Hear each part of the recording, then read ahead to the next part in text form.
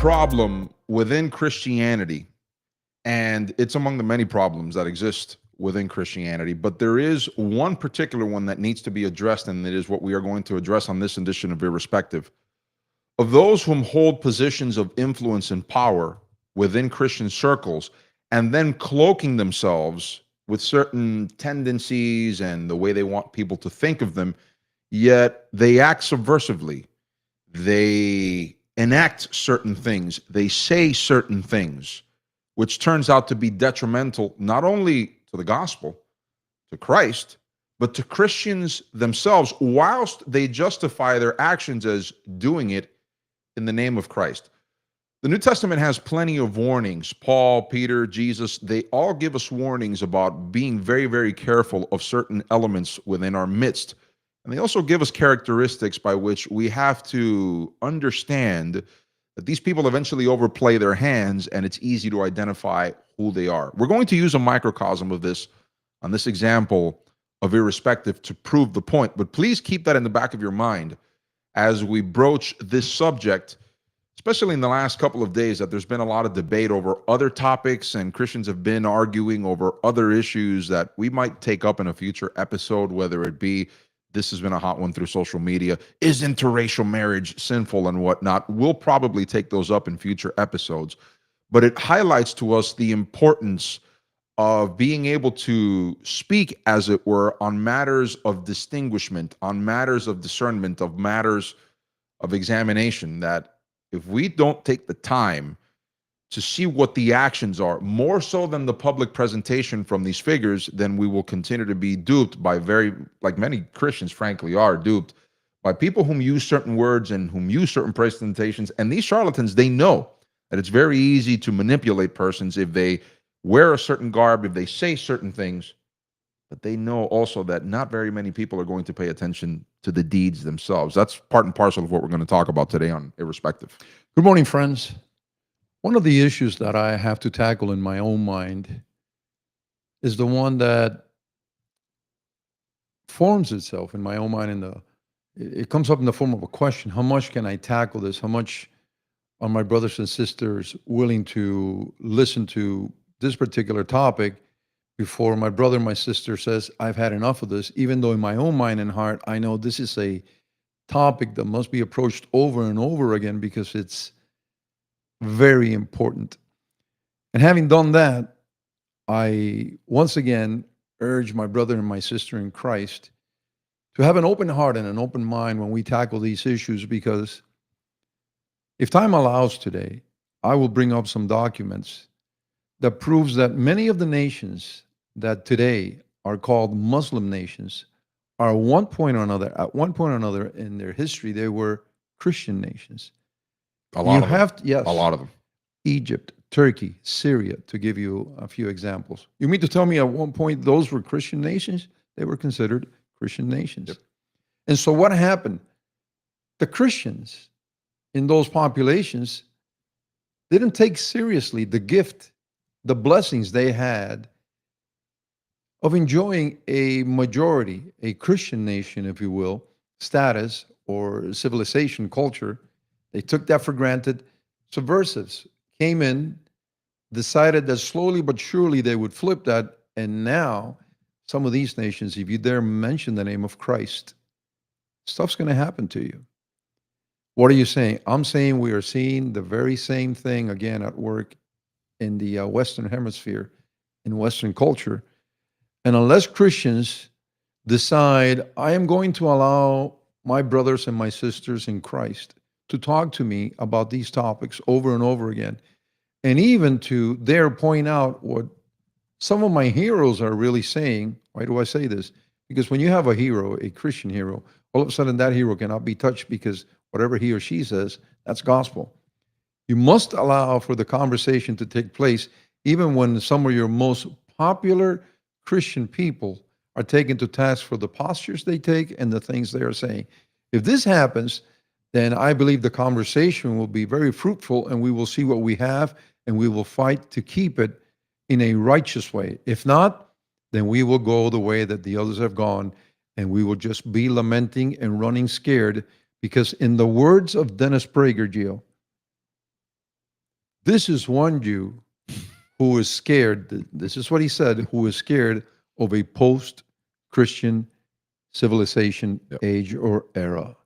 And so if it worries somebody that is not a Christian, that Christianity is being driven out, it should concern you and I. Absolutely. Some housekeeping items before we continue on to the video that we're going to comment on and use as the platform necessarily upon which we will provide our commentary.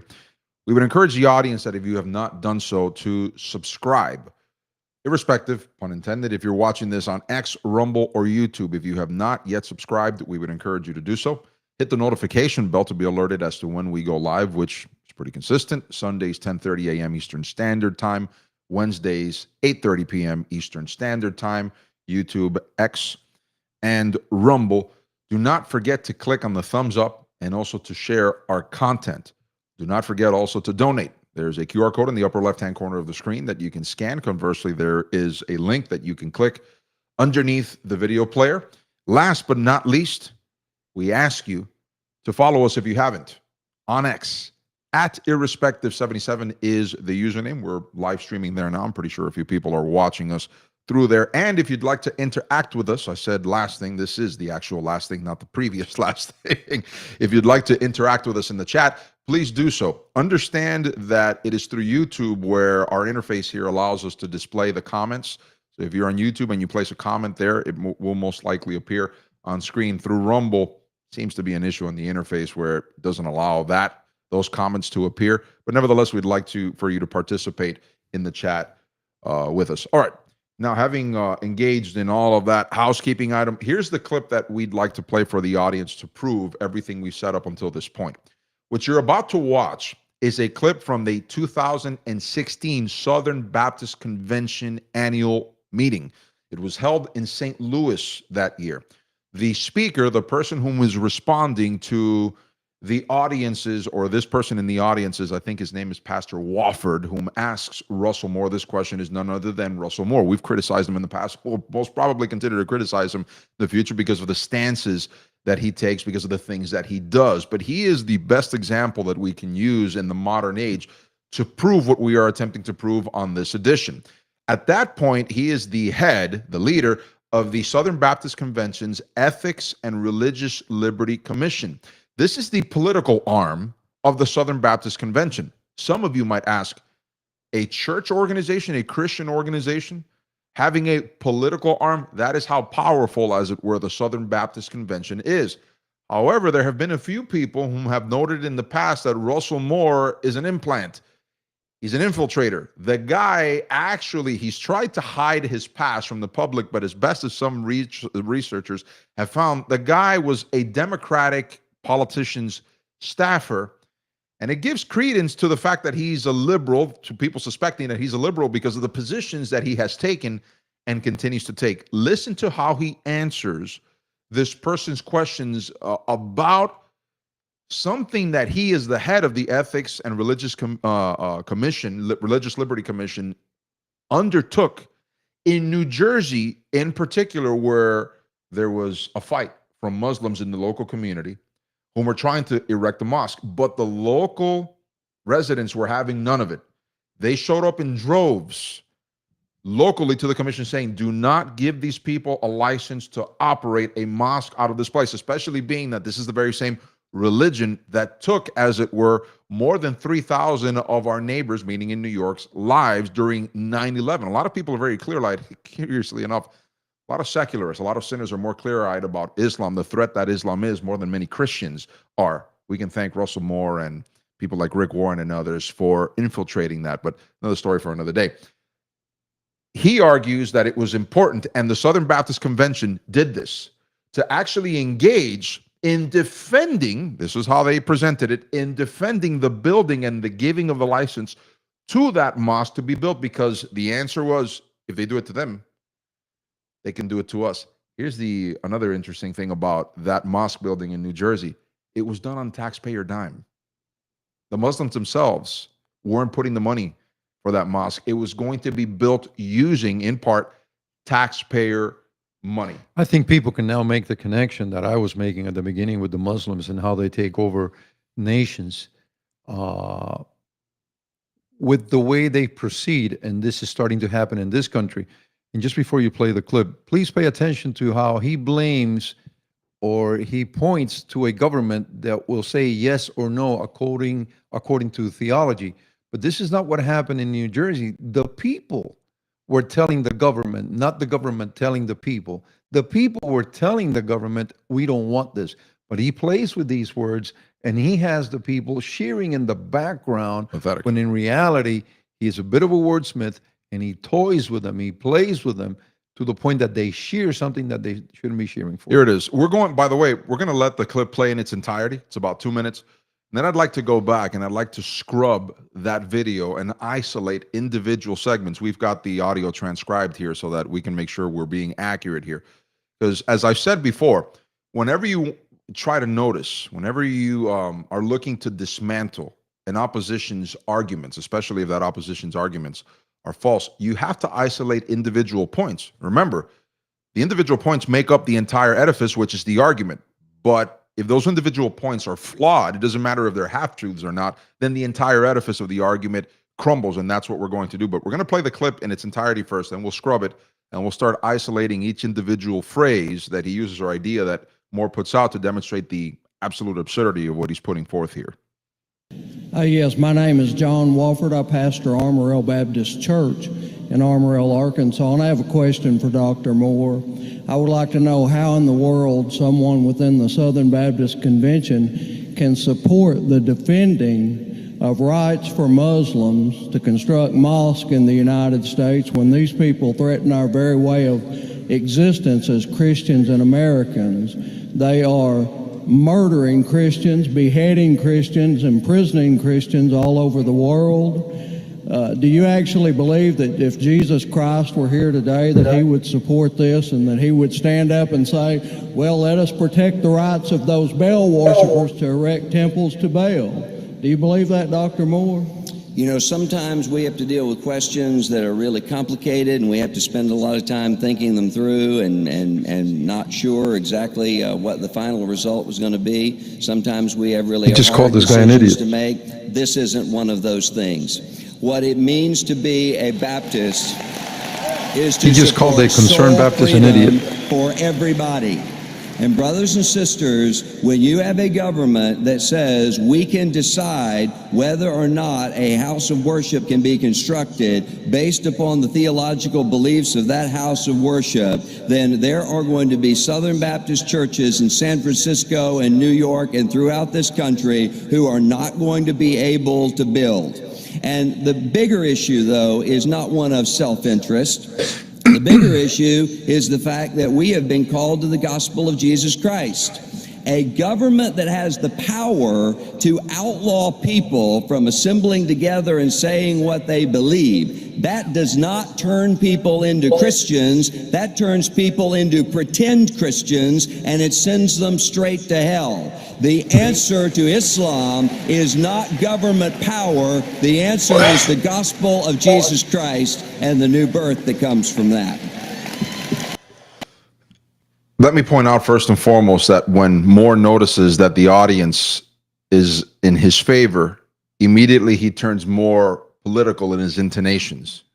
That's typical of demagogues. That's typical of these sorts of charlatans. When they know that they've got the crowd riled up, in a sense, notice how immediately his voice became much more animated and intonated, and he started using more political talking points because he knew, he said, I'm going to shame this guy in one way, shape, or form, especially after he received the claps, which those seals, as it were. If I were a congregant in one of these Southern Baptist conventions and one of these people, I find out, one of these pastors and leaders go to this conference and they're clapping that, I would have second thoughts about attending that church in particular. Now, I don't know if you want to begin by addressing either what this pastor asks him, or do we go directly into what more? I think it's a good question, but if you want to play it again, you can, Gio. We also have the transcript. He basically called him a moron. Yeah. That was a simpleton question. That was a question that is not worthy of an extensive answer. It's too simple. Some questions, they need to be thoughtful. You have to think them through thoroughly. And all that. Not this one. In other words, he called him a moron. He called him an idiot. Yeah. When in reality, it's a genuine concern that this pastor has. Right. and a question that many other Christians have. One of the things that we need to point out, and I agree with you about what the pastor is asking, the premise, the underlying premise that the pastor is using to ask more of this question is a good one. How are we going to, knowing the history between Islam and Christianity, Crusades, anyone? And I'm not talking about the skewed narrative that they give you in the Crusades, about the Crusades in public school, where Christians were supposedly the agitators. Christians were supposedly the ones whom were attempting to colonize. It was actually the Muslim invaders whom invaded Europe, and the Crusades were nothing more than a defensive action against the Islamification of Europe, which, by the way, Great Britain is not doing a great job of honoring its ancestors in that respect, because they've basically turned over the nation to Islam, to the point where now thousands upon thousands of people are being arrested by the British government for criticizing the British government's open border policies, which is turning over a once Christian nation over, hand and key, as it were, over to the Islamists without them firing a single shot, without them unsheathing, as it were, the sword in dishonor to to their ancestors that defended the UK and other parts of Europe against the Islamification. So obviously this pastor knows a thing or two about the past, and he looks at what the Russell Moore and the Ethics and Religious Liberty Commission are doing here. They're in essence aiding and abetting the enemies of Christ within our shores. I think he's got it right. But then immediately, to your point, Moore goes to, he uses very selective terminology, but he calls him an idiot. How does he do so? Sometimes we have to deal with questions that are really complicated, and we have to spend a lot of time thinking them through and not sure exactly what the final result was going to be. Sometimes we have really hard decisions to make. This isn't. Here's the interesting thing. There you go. To your point, he called him an idiot. You haven't thought this thing through.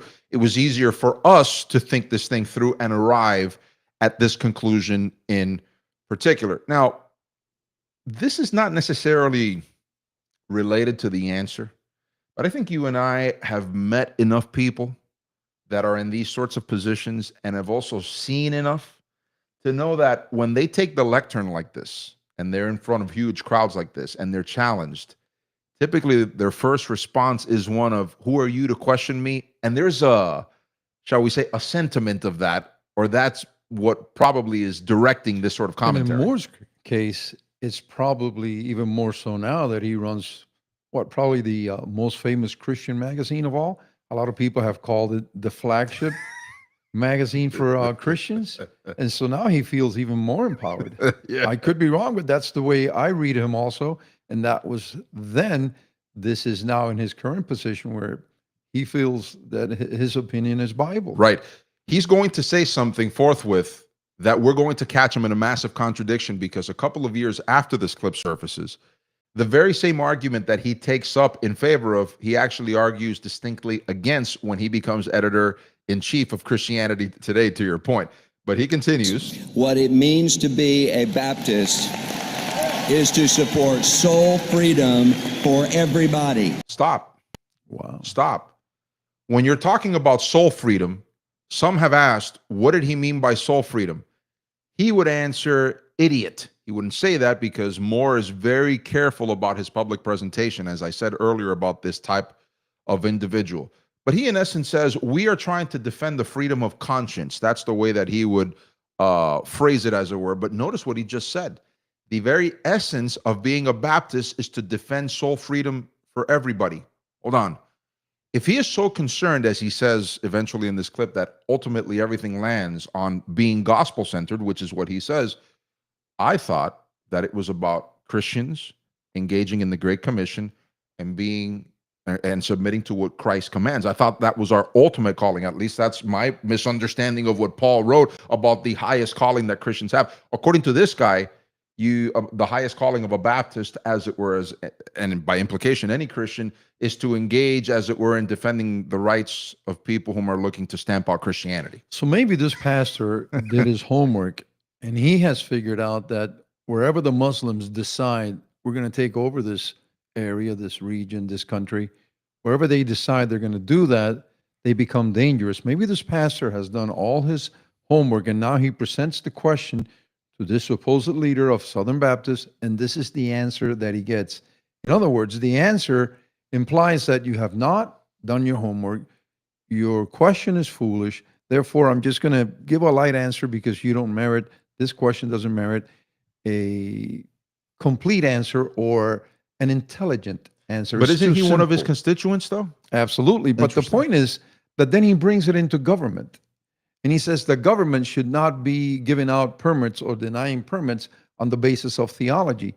But if this pastor has done his homework, he is not relying on government to control, but to respond to what the people demand of its government. This is a government of the people and for the people, by the people, for the people, and of the people. Right? It's our government. So if we demand something of these politicians, they have to do it. He presents it in a way that the government is in control of all of us, and they shouldn't be going around saying a permit for the Muslims, no permits for the Christians, or vice versa. I believe this pastor has done his homework. Not only his homework, he knows his Bible, and he's presenting an honest question that this guy refuses to answer, because if he is to give an honest answer, he would have to side with the pastor, but then he would be contradicting himself because he's got a history of political activism, so he's not going to do that. What does he do? He shames him. He calls him an idiot, and then he says, we cannot have a government that decides that this theology is no good, therefore we will not give you a permit to build your building. This is not what is being asked. The people are petitioning the government, do not allow this, and the government has to answer to The people. the people. Right. And so he flips this. He's very crafty. He flips this, and then the people, once again, they go on to cheer him in the background. It's kind of an interesting thing because ultimately what comes from that case in New Jersey is that New Jersey is forced to give taxpayer money to build that mosque, and the Southern Baptist Convention, including the Ethics and Religious Liberty Commission, which he headed at the time, helped take that case to the courts, and the courts deciding that the local commission could not disallow the construction of that mosque. I do have something to say. But what happens when you make the government so mighty? The churches will not open during COVID.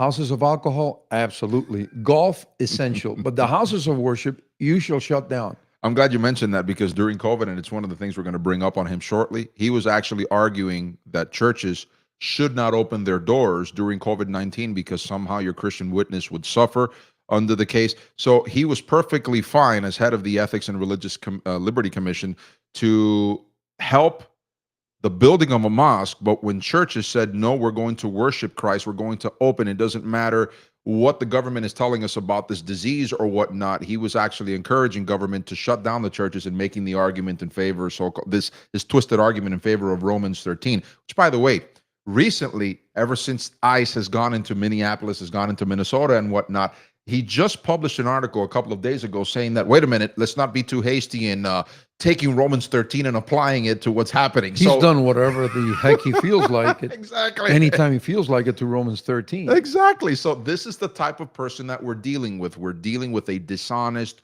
broker. But again, most people don't see him that way because they believe the presentation, a presentation which he has carefully cultivated. The suit and tie, the soft-spokenness, the not using certain, as it were, vocabulary in public. This guy knows how to play the political game. But unfortunately, a lot of Christians haven't picked up on the fact, and he knows this, by the way, that a lot of Christians won't pick up on the fact because they don't take time to, again, analyze the actions versus the words, which in both instances he's wrong, but then they continue to give him the benefit of the doubt. Here's another point that I'd like to bring up. I said earlier that we were going to prove that we've got people whom call themselves Christians looking to kill Christianity. What better way to help stamp out Christianity in the West than to say to those whom have, for millennia, tried to stamp out Christianity, welcome. You're one among us, and we're actually going to defend, as it were, your ability to be in the same area where we are, and also extend you the very same coverage so that we're on a level playing field and give you the opportunity to stamp out Christianity. Once again, if you will go back to the beginning of this podcast and listen to my first participation, you can see why I said the things that I said and why I begged my brother and my sister, please allow us to bring these topics over and over again, and even to criticize some of your heroes because they are taking cover under the protection that Christians allow them and forge for them, and then they continue to do these things. And it will be too late one day. One day, if this is not stopped, a lot of people will say, how did this happen to us? There's also another point I'd like to point out before we continue to scrub through the rest of the video. The modern understanding that even Christians have adopted, have been taught about religious liberty in the United States, how it extends to all faiths, is necessarily wrong, not only historically, but legally. For example, I've heard a lot of Christians, and this is the premise that people like Moore will use to defend their actions, even though it's a faulty premise. But they won't let you know this, what I'm about to let you know, because then their entire charade, it crumbles before their very eyes. Did you know that, and I've heard atheists, I've heard Christians quote this over and over again, no, remember that in the Constitution it says that there shall not be any religious test for holding public office. Did you know that at the time that the Constitution was adopted and ratified, and so were the Bill of Rights, that the states, and for many years after the ratification of the Constitution, the states themselves had religious tests so as to whom can hold public office at state levels and local levels as well? Look at New Hampshire, look at Connecticut, look at states like that, and you'll note that in their charters, they said you have to be a Bible-believing, affirming Christian to hold public office in this state. And they've said it very clearly. We don't want any other person holding public office in this state, lest the religion of the land, meaning Christianity, were to be subverted by allowing those whom are natural enemies, as it were, of Christ and his gospel, were to begin to stamp that out. So the founders of the country and the founders of the states as well, they knew very well the dangers of allowing the subversives under the premises of freedom and liberty and religious liberty, as it were. And yet we've got modern so-called Christians whom are turning, as it were, that very heritage and turning it over to the very enemies that the founders of the nation, the founders of the state, tried to fend off. Not excluding that, because it's a very important point, but to bring it back to what he is saying, a litmus test to be part of government is something completely different to having your government respond to your petitions. And so when the school district decides that a new school is going to open here, or there's a school here already, and this place that sells pornography or that sells liquors wants to open right next to it, what usually happens? No, you got to stay away from the kids. You got to stay away X amount of miles. Right. So whenever it's convenient for the government, they'll deny licenses, permits, and Under the guise of morality. exactly. But if a church group, a people decide we don't want this here, and the government is supposed to represent us and do what we ask, all of a sudden it's wrong. And you have an operative like this guy calling us, no, you guys are immoral. You guys are not really Christians. You are not following the footsteps of Christ. This guy is as subversive as they come. And look at the positions, the last two positions that he has enjoyed to do this kind of work. He continues. And brothers and sisters, when you have a government that says we can decide whether or not a house of worship can be constructed based upon the theological beliefs of that house of worship, then there are going to be Southern Baptist churches and You see how all of a sudden he turned political here?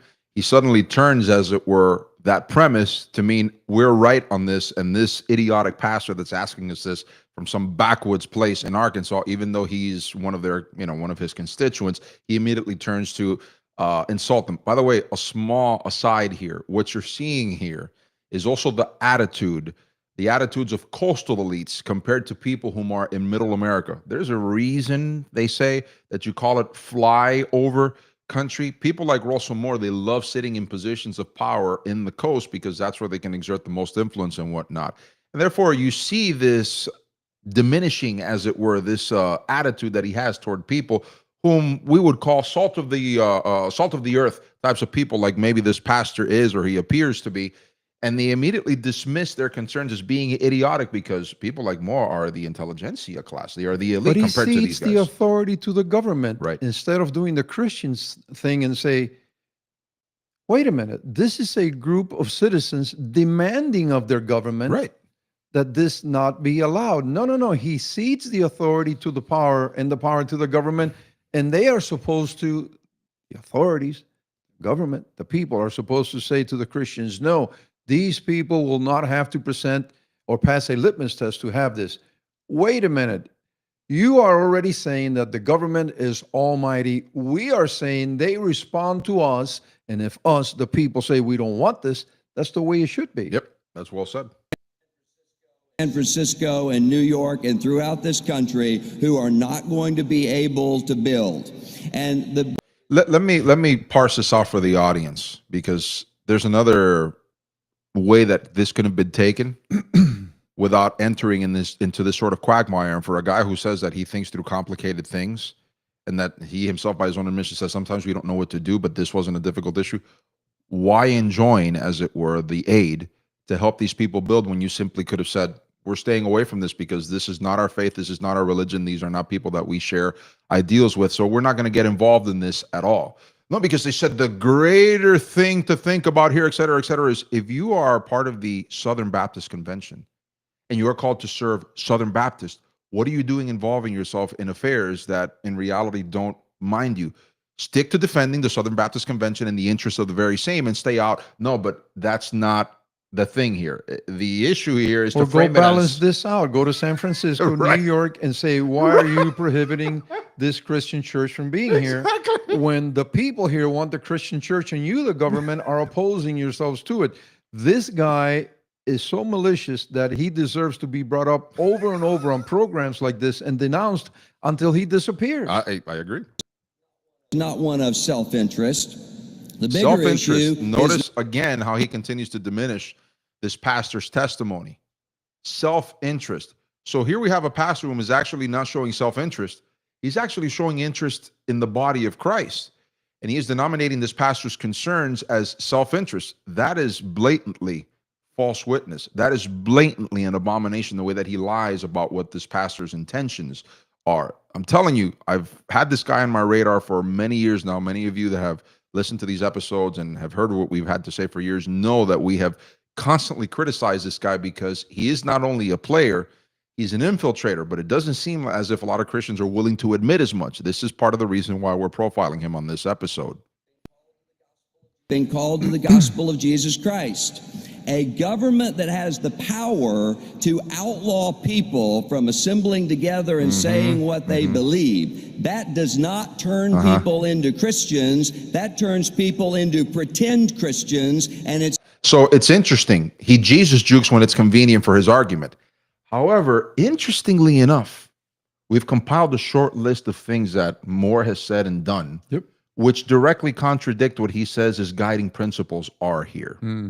For example, he argues against government compulsion, right? Well, remember Kim Davis, that Kentucky County clerk who refused on faith grounds, personal faith grounds, to give the marriage license to homosexuals? She wasn't, by the way, limiting her other clerks from giving the money, or giving the license to these two homosexuals. She said, I can't do this because my conscience compels me not to give you the license. Back then, when this was in its furor, Moore said that Kim Davis should have stepped down from her job. What happened to her freedom of conscience? Okay. After all, to be a Baptist is to be in support of Soul freedom, right? After the Obergefell v. Hodges decision, which in essence enforced the recognition of homosexual marriage in all 50 states, a horrendous decision that even Clarence Thomas himself has said, you need to bring this case back up to the Supreme Court so we can decide this thing rightly. Russell Moore claimed that he wouldn't have an issue attending a homosexual wedding. I think the color is starting to become rather clear on what this guy is. He attacked Christians in Uganda for passing a law that criminalized the promotion of sodomy. He fought against Americans in Newark, New Jersey, what we've talked about up until this point, for trying to enforce pre-existing building codes, and lobbied successfully to build a mosque in defense of the religious freedom of Muslims, so-called, which ultimately led to the city paying for its construction. He disapproved of churches that stayed open during the so-called pandemic, arguing that religious observance and peaceably assembling aren't absolute rights, especially in the, quote, interests of government, end quote.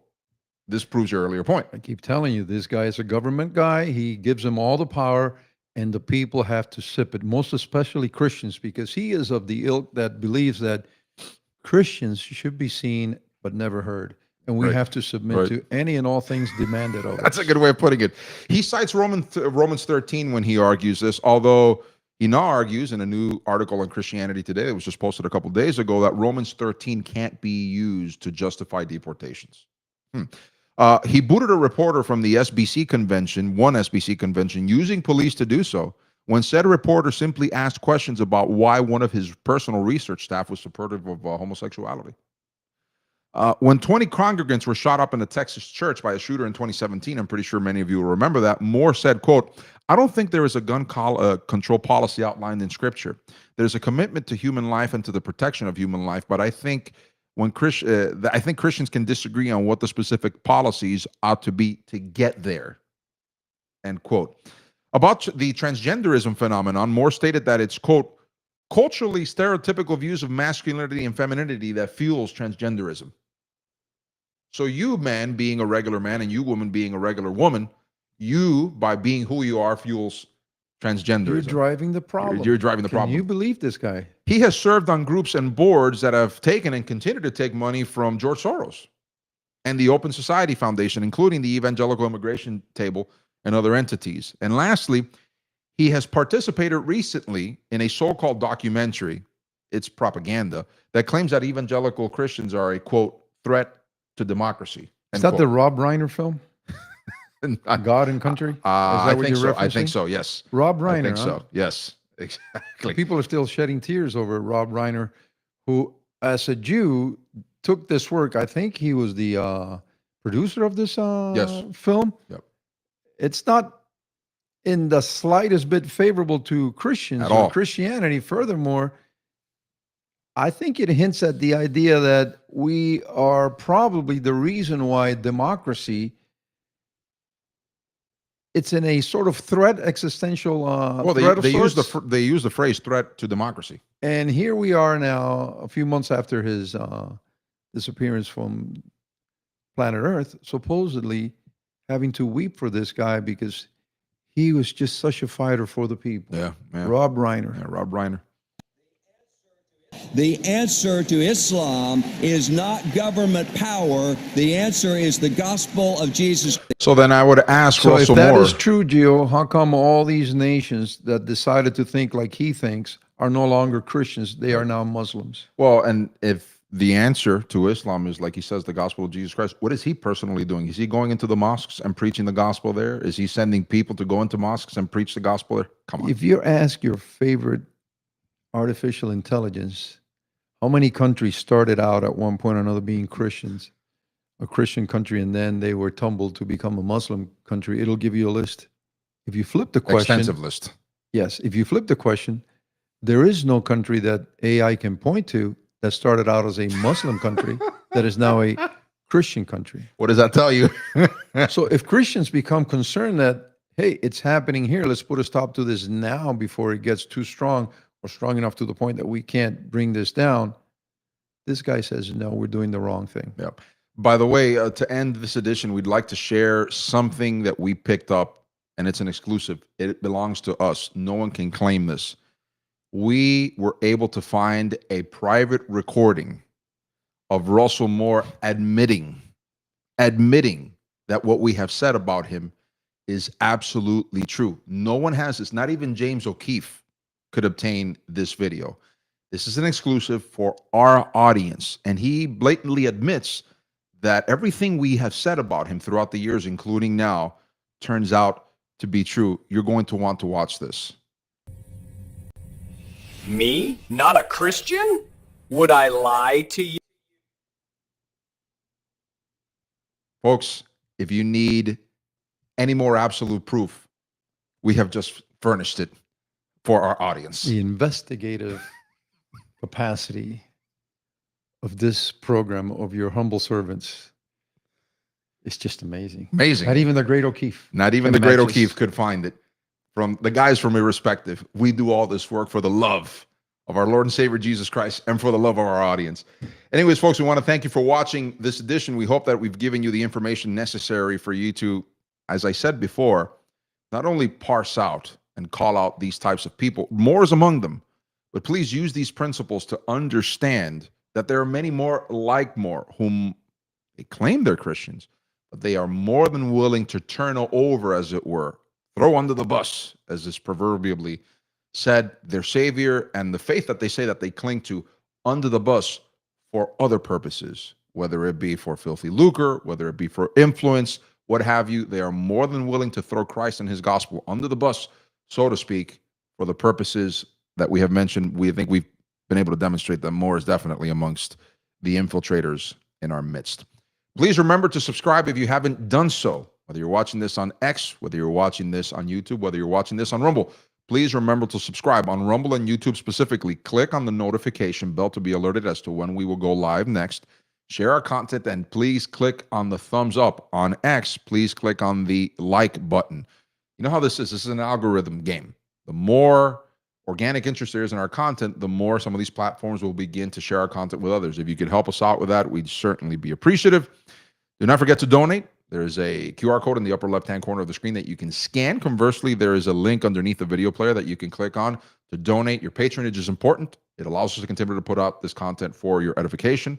Last but not least, do not forget to follow us on X. At Irrespective77 is the handle, at Irrespective77. That's all the time we have left for this edition. We thank you so much for watching. We will join you again, and hopefully you'll join us again on Wednesday at 8:30 p.m. Eastern Standard Time for the next edition of Irrespective for Jesus.